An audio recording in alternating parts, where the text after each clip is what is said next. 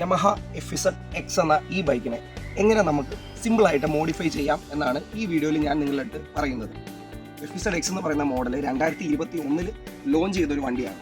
ഒരുപാട് ചീത്തവിളികൾ കേട്ട ഒരു ബൈക്കാണ് യമഹയുടെ FZ. അതിൻ്റെ പ്രധാന കാരണമെന്ന് പറയുന്നത് യമഹയുടെ തന്നെ XSR 155 എന്ന് പറയുന്ന മോഡലിനെ താരതമ്യം ചെയ്തുകൊണ്ടായിരുന്നു. കുറച്ച് ദിവസങ്ങൾക്ക് മുമ്പ് യമഹയുടെ XSR ലോഞ്ച് ചെയ്തു. ഇനി അതിനുശേഷം ഏറ്റവും കൂടുതൽ ആൾക്കാർ തെറി വിളിക്കാനും കമ്പയർ ചെയ്യാനും പോകുന്ന ഒരു ബൈക്കാണ് യമഹയുടെ FZ. പക്ഷേ ഈ ബൈക്കിന് ഇതിൻ്റേതായിട്ടുള്ള ചില പ്രത്യേകതകളുണ്ട്. അതാണ് ഞാൻ നിങ്ങളുമായിട്ട് ഷെയർ ചെയ്യുന്നത്. അതുപോലെ തന്നെ ഈ വണ്ടി എങ്ങനെ കോസ്റ്റ് കുറച്ച് മോഡിഫൈ ചെയ്യാം എന്നുള്ള കാര്യമാണ്. എനിക്ക് വാഹനങ്ങളുടെ പാർട്സിനെ കുറിച്ച് ആധികാരികമായിട്ട് അങ്ങനെ കൂടുതലൊന്നും അറിയത്തില്ല. ഞാൻ ഈ ബൈക്ക് കിട്ടിയതിന് ശേഷം ആദ്യം ചെയ്ത വർക്ക് എന്താണെന്ന് വെച്ചാൽ ഇതിലെ ഈ ടാങ്കിലെ ഈ ഡിസൈൻ ഇത് ആക്ച്വലി സ്റ്റിക്കറാണ്. ഈ സ്റ്റിക്കറാണ്, അതായത് FZ എന്ന് പറയുന്ന ഈ ലോഗോയുടെ താഴെ വരുന്ന ഈ സിൽവർ കളറിൽ വരുന്ന സ്റ്റിക്കർ ഞാൻ എക്സ്ട്രാ ഒട്ടിച്ചതാണ്. ഇതിന് വലിയ കോസ്റ്റ് ഒന്നുമില്ല. ഇതിനോടൊപ്പം തന്നെ ഞാൻ മറ്റൊരു കാര്യം ചെയ്തു. അതായത് ഈ ഹാൻഡിൽ ബാറിൻ്റെ താഴെ ഇവിടെ വരുന്ന ഈ കളർ, അതായത് ഈ ഗോൾഡൻ കളർ അല്ല ഈ ബൈക്കിനുള്ളത്, ഇതൊരു സിൽവർ കളർ തന്നെയാണ്. ഇത് ഞാൻ ഗോൾഡൻ റാപ്പ് ചെയ്തതാണ്. ഇതിന് രണ്ടിനും കൂടിയും ഏകദേശം കോസ്റ്റ് വരുന്നത് ഒരു 200-250 രൂപയിൽ കൂടുതൽ കോസ്റ്റ് എനിക്ക് ആയിട്ടില്ല. അടുത്ത ഈ ബൈക്കിൻ്റെ ഞാൻ ചേഞ്ച് ചെയ്ത ഒരു കാര്യമെന്ന് പറയുന്നത് മിററാണ്. ഈ ഇരിക്കുന്ന 2 മിററും ഹണ്ടർ 350യുടെ മിററാണ്. കാരണം FZ മിറർ അത്രയ്ക്ക് മോശമാണ്. കാരണം ഇതിൻ്റെ വിസിബിലിറ്റി കുറച്ച് പ്രശ്നമായതുകൊണ്ട് തന്നെ റൗണ്ട് ഷേപ്പിൽ വരുന്ന മിറർ ഞാനിതിൽ ഇൻസ്റ്റാൾ ചെയ്തു. ഇതുകൊണ്ടുള്ള ഗുണം എന്താണെന്ന് വെച്ചാൽ ഇത് വളരെ ചെറുതാണ്. അതോടൊപ്പം തന്നെ പുറകിൽ നിന്ന് വരുന്ന വണ്ടികൾ, ഇടതുവശത്ത് നിന്നാണെങ്കിലും വലതുവശത്ത് നിന്നാണെങ്കിലും പുറകിൽ നിന്ന് വരുന്ന വണ്ടികൾ വളരെ കൃത്യമായിട്ട് നമുക്ക് ഈ മിററിൽ കാണാം. ഇതിന് എനിക്ക് കോസ്റ്റ് വന്നത് ഏകദേശം 350 രൂപയാണ്. അടുത്തതും പ്രധാനമായിട്ടും ഒരു ചെറിയ സ്റ്റിക്കർ വർക്കാണ്. ഈ ഡ്യൂക്ക് ബൈക്കിൻ്റെ ഒക്കെ കണ്ട് ഇൻസ്പയർ ആയിട്ട് ഞാൻ ശരിക്കും പറഞ്ഞാൽ ഈ വരുന്ന ഭാഗം ഇതും ഞാൻ റാപ്പ് ചെയ്യുകയായിരുന്നു. അതായത് ചുമല കളറാണ്. ഇത് വീഡിയോയിൽ കാണുമ്പോൾ എത്രത്തോളം ക്ലാരിറ്റി ഉണ്ടെന്ന് എനിക്ക് കൃത്യമായിട്ട് അറിയത്തില്ല, പക്ഷേ ഇത് പുറത്ത് കാണാൻ നല്ല രസമാണ്.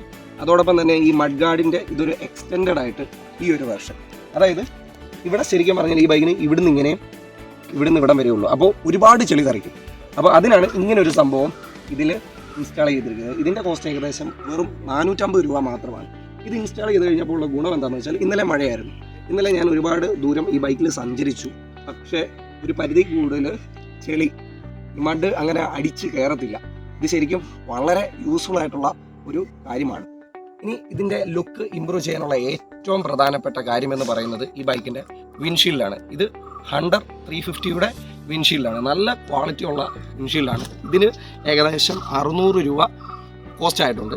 ഇതിൻ്റെ ക്ലാം ഉൾപ്പെടെയുള്ള കാര്യങ്ങൾ നമ്മൾക്ക് ഇതിനോടൊപ്പം തന്നെ കിട്ടും. ഇത് വളരെ കൃത്യമായിട്ട് ഇവിടെ സെറ്റ് ചെയ്താൽ മതി.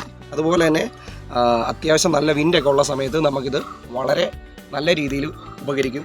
അതിന് പുറമെ ഇതിൽ ഏറ്റവും യൂസ്ഫുൾ എന്ന് പറയുന്നത് വണ്ടിയുടെ ടോട്ടൽ ഔട്ട്ലുക്ക് തന്നെ മാറ്റുന്നൊരു ഫാക്ടറാണ് ഈ ബൈക്കിൻ്റെ വിൻഷീൽഡ്. ഈ വിൻഷീൽഡുമായിട്ട് ബന്ധപ്പെട്ട് ഞാൻ 1-2 വീഡിയോ നമ്മുടെ ചാനലിൽ വേറെയും അപ്ലോഡ് ചെയ്തിട്ടുണ്ട്. ഞാൻ ഇതിനു മുമ്പ് എക്സ്പൾസ് 200ൻ്റെ വിൻഷീൽഡാണ് ഉപയോഗിച്ചുകൊണ്ടിരുന്നത്. പക്ഷേ അതിലും കുറച്ചും കൂടി എനിക്ക് ലുക്ക് തോന്നിയ ഒരു വിൻഷീൽഡ് എന്ന് പറയുന്നത് ഹണ്ടർ 350യുടെയാണ്. അങ്ങനെ മൊത്തത്തിൽ ബൈക്കിൻ്റെ ഒരു ഔട്ട്ലുക്ക് നോക്കിക്കഴിഞ്ഞാൽ FZ ആണോ എന്ന് ചിലപ്പോൾ പെട്ടെന്ന് കണ്ടാൽ മനസ്സിലാകാത്ത സാഹചര്യം കൂടി വരുന്നുണ്ട്. ഈ വണ്ടീനെ കുറ്റം പറയുന്ന ആൾക്കാർ ഈ വണ്ടി ഓടിക്കാത്ത ആൾക്കാരാണ്, അല്ലെങ്കിൽ ഈ വണ്ടി യൂസ് ചെയ്യാത്ത ആൾക്കാരാണ് എന്നുള്ള കാര്യത്തിൽ ഒരു തർക്കവും ഇല്ല. ഇതിൻ്റെ പ്രധാന കാരണം എന്ന് പറയുന്നത് ഇതൊരു ഡെയിലി യൂസിനുള്ള വണ്ടിയാണ്. ഇതിൻ്റെ ഹാൻഡിലിംഗ് ആയിരുന്നു, ഇതിൻ്റെ സീറ്റ് ഹൈറ്റ്, സീറ്റിംഗ് പൊസിഷൻ എല്ലാം എടുത്ത് നോക്കിക്കഴിഞ്ഞാൽ ഈ വണ്ടിയുടെ പർപ്പസ് അങ്ങനെയാണ്. ഡെയിലി നമുക്ക് യാത്ര ചെയ്യാൻ അത്യാവശ്യം നല്ല മൈലേജ് ഉണ്ട്. ഏകദേശം ഒരു 50-55 കിലോമീറ്ററിനടുത്ത് മൈലേജ് കിട്ടും. ഈ പറഞ്ഞ XSRന് 60 കിലോമീറ്റർ മൈലേജ് കിട്ടുമെന്ന് പറയപ്പെടുന്നു. പക്ഷേ ഞാൻ നേരത്തെ പറഞ്ഞ പോലെ എവിടെയൊക്കെയോ ചില സിമിലാരിറ്റീസ് ഉണ്ടെങ്കിലും ഈ 2 വണ്ടിയുടെയും പർപ്പസ് എന്ന് പറയുന്നത് വളരെ ഡിഫറെൻ്റ് ആണ്. അപ്പോൾ അതുകൊണ്ട് തന്നെ ഇനി എന്തിനാണ് എല്ലാവരും ഈ ബൈക്ക് എടുക്കുന്നത്, FZ എടുക്കുന്നത്, XSR എടുത്താൽ പോരെ എന്ന് ചോദിക്കുന്നവരോട് എനിക്കൊന്നേ പറയാനുള്ളത്, നിങ്ങൾ നേരെ ഷോറൂമിൽ ചെല്ലുക, FZ ടെസ്റ്റ് ഡ്രൈവ് ചെയ്യുക, എന്നിട്ട് നിങ്ങൾ ഓരോരുത്തരും തീരുമാനിക്കുക. വളരെ മെച്യൂർഡ് ആയിട്ടുള്ളൊരു മോട്ടോർ സൈക്കിളാണ് FZ. വളരെ അഗ്രസീവ് അല്ല, വളരെ ലീനിയറായിട്ട്, വളരെ സൈലൻ്റ് ആയിട്ട്, സ്മൂത്ത് ആയിട്ട് യൂസ് ചെയ്യാം. ഏത് ടെറൈനിൽ കൂടി വേണമെങ്കിലും ഓടിക്കാം. അത്യാവശ്യം ഒരു മികച്ച ഫീൽ തരുന്ന ബൈക്കാണ് യമഹയുടെ FZ. ഇനി ഇതിൻ്റെ ലുക്സ് ഇമ്പ്രൂവ് ചെയ്യണമെങ്കിൽ ഞാൻ നേരത്തെ പറഞ്ഞ പോലെ ചെറിയ രീതിയിലുള്ള മോഡിഫിക്കേഷൻസ് നമ്മൾക്ക് ചെയ്യാവുന്നതേ ഉള്ളൂ. Thank you.